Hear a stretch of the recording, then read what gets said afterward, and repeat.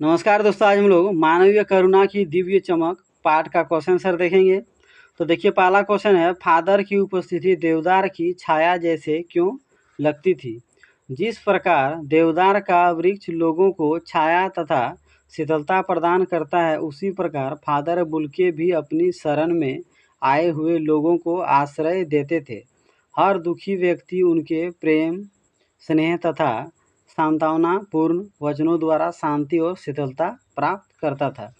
यानी जिस प्रकार देवदार का पेड़ छाया और ठंडक प्रदान करता है, उसी प्रकार फादर बुल्के भी लोगों को अपने प्यार, स्नेह, सांत्वना से शांति और शीतलता प्रदान करते थे।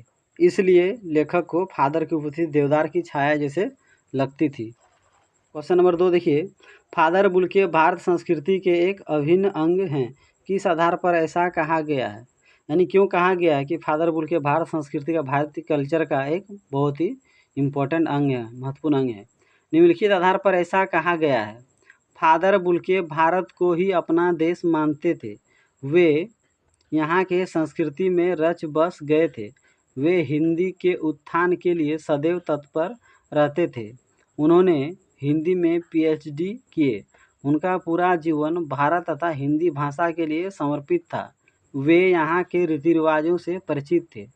तो फादर बुल्के इंडिया को ही अपना देश मानते थे। वे यहाँ के संस्कृति के बारे में अच्छी तरह से जान गए थे। यहाँ के संस्कृति में रच बस गए थे।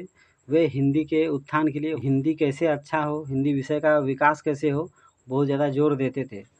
उन्होंने पूरा जीवन भारत की भलाई तथा हिंदी के विकास में अपना जीवन लगा दिए। इस आधार पर कहा जा सकता है कि फादर बुल्के भारत संस्कृति के एक अभिन्न अंग हैं।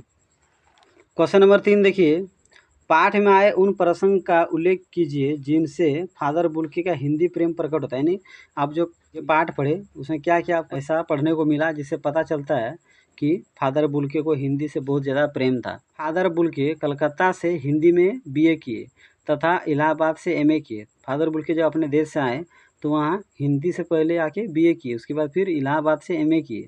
उन्होंने हिंदी में पीएचडी किए, यानी उसके बाद पीएचडी भी हिंदी से ही किए। उन्होंने राम कथा उत्पत्ति और विकास पर शोध किए। रामायण से संबंधित उन्होंने अपना शोध किया। उन्होंने ब्लू बर्ड और बाइबिल का हिंदी अनुवाद किए। यानी जो ब्लू बर्ड और बाइबिल जो इंग्लिश में लिखा हुआ है, इसका इन्होंने हिंदी से अनुवाद किया।